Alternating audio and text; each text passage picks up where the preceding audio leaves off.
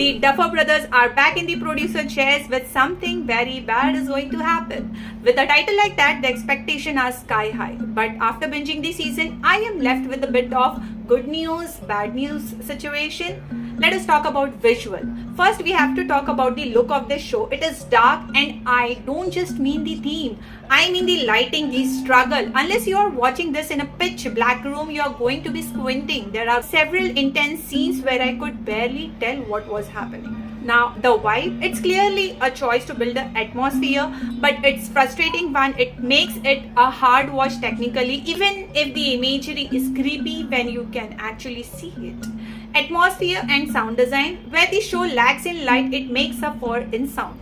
This is where creepy factor really lives. The audio. The sound effects are top tier. You get these sharp staccato notes and electric buzzes that make you feel as anxious as the main character.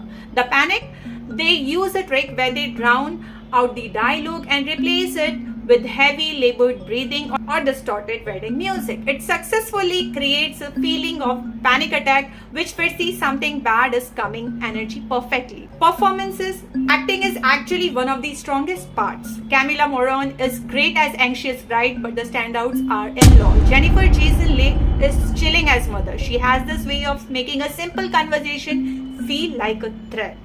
The puzzle problem.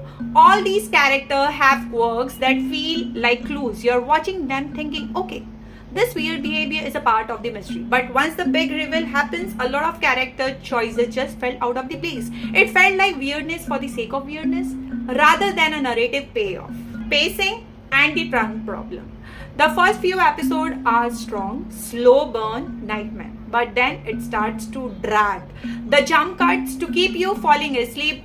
During the slow parts, they throw in these jump cuts. They are effective for a quick scare, but they feel like a band-aid on a saggy middle.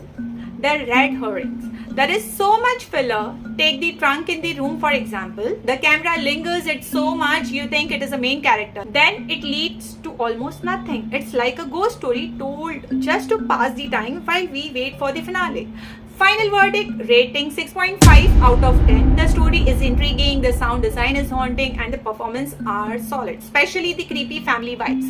But by the time I got to the end, I was still expecting a return to the original premise that never quite happened.